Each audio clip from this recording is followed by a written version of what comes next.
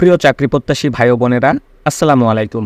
বাংলাদেশের জাতীয় পর্যায়ের বেসরকারি ক্ষুদ্র ঋণ সহায়তাকারী প্রতিষ্ঠান সোশিও ইকোনমিক ব্যাংকিং অ্যাসোসিয়েশন বা সেবা আজকে দৈনিক প্রথম আলো পত্রিকায় নতুন একটি সার্কুলার প্রকাশ করেছে, যেখানে তারা মোট 9টি ক্যাটাগরিতে 668 জনকে নিয়োগ প্রদান করবে এবং শেষের যে পদটি রয়েছে সেই পদে আপনারা যারা শুধুমাত্র এইচএসসি পাস করেছেন তাদেরও আবেদন করার সুযোগ রয়েছে।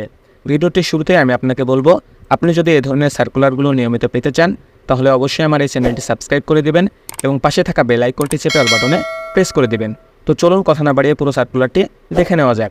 তো দেখতেই পাচ্ছেন যে এখানে তারা মোট 9টি ক্যাটাগরিতে সার্কুলার প্রকাশ করেছে এবং প্রত্যেকটি পদেরই বিবরণ আমি আপনাদের সামনে উপস্থাপন করব এবং আপনার যেটাতে নিজেকে যোগ্য মনে হবে আপনি সেই পদটিতে আবেদন করবেন।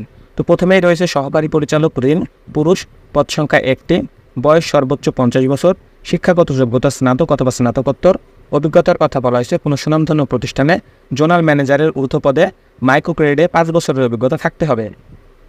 শিক্ষানবিশকালে মাসিক বেতন 95,000 টাকা এবং নিয়মিতকরণের পর আপনার বেতন হবে 1,17,500 টাকা। 2 নম্বর যে পদটি রয়েছে সেই পদটির নাম হচ্ছে জোনাল ম্যানেজার পুরুষ, পদ সংখ্যা 5টি, বয়স সর্বোচ্চ 45 বছর, শিক্ষাগত যোগ্যতা স্নাতক অথবা স্নাতকোত্তর, অভিজ্ঞতার কথা বলেছে কোনো সুনামধন্য প্রতিষ্ঠানে ন্যূনতম এরিয়া ম্যানেজার পদে মাইক্রো ক্রেডিটে 5 বছরের অভিজ্ঞতা থাকতে হবে। শিক্ষানবিশকালীন মাসিক বেতন সর্বসাকুল্যে 60,000 টাকা এবং নিয়মিতকরণের পর বেতন হবে 72,000 টাকা। এর 3 নম্বর যে পদটি রয়েছে সেই পদটির নাম হচ্ছে এরিয়া ম্যানেজার পুরুষ, পদ সংখ্যা 10টি, বয়স সর্বোচ্চ 45 বছর, শিক্ষাগত যোগ্যতা স্নাতক অথবা স্নাতকোত্তর, অভিজ্ঞতার কথা বলেছে স্নাতক ডিগ্রিধারীদের স্বপদে 3 বছরের অভিজ্ঞতা থাকতে হবে এবং স্নাতকোত্তরদের ক্ষেত্রে ন্যূনতম শাখা ব্যবস্থাপক পদে মাইক্রো ক্রেডিটে 3 বছরের অভিজ্ঞতা থাকতে হবে। শিক্ষানবিশকালে মাসিক বেতন সর্বসাকুল্যে 50,000 টাকা এবং নিয়মিতকরণের পর আপনার বেতন হবে 60,000 টাকা।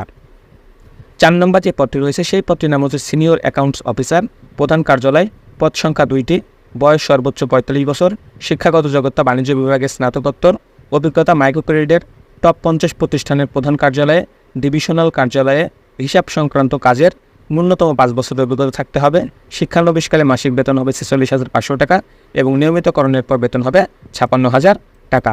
তারপরে 5 নম্বর যে পদটি রয়েছে সেই পদটির নাম হচ্ছে ব্রাঞ্চ ম্যানেজার পুরুষ, পদ সংখ্যা 50টি, বয়স সর্বোচ্চ 42 বছর, শিক্ষাগত যোগ্যতা স্নাতক অথবা স্নাতকোত্তর, অভিজ্ঞতা স্নাতকদের ক্ষেত্রে স্বপদে এবং স্নাতকোত্তরদের ক্ষেত্রে ন্যূনতম সহকারী শাখা ব্যবস্থাপক পদে মাইক্রো ক্রেডিটে 3 বছরের অভিজ্ঞতা থাকতে হবে।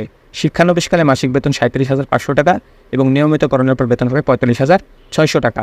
সহকারী ব্রাঞ্চ ম্যানেজার পুরুষ, পদ সংখ্যা 50টি, বয়স সর্বোচ্চ 40 বছর, শিক্ষাগত যোগ্যতা স্নাতকোত্তর, অভিজ্ঞতা স্বনামধন্য প্রতিষ্ঠানে মাইক্রো ক্রেডিটে ন্যূনতম 3 বছরের অভিজ্ঞতা থাকতে হবে। শিক্ষানবিশকালে মাসিক বেতন সর্বসাকুল্যে 28,500 টাকা এবং নিয়মিতকরণের পর আপনার বেতন হবে 36,250 টাকা।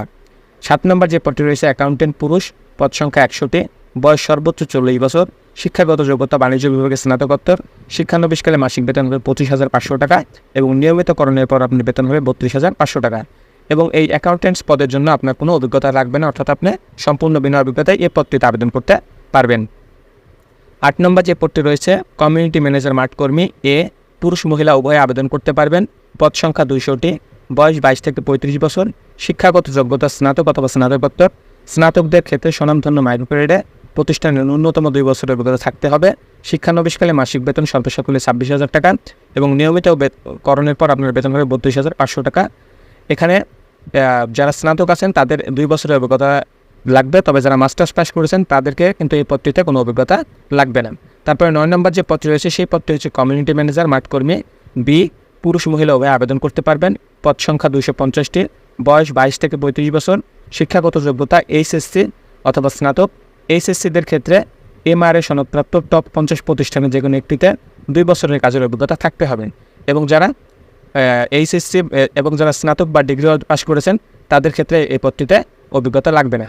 শিক্ষানবিশকালে মাসিক বেতন হবে 25,500 টাকা এবং নিয়মিতকরণের পর আপনার বেতন হবে 32,000 টাকা।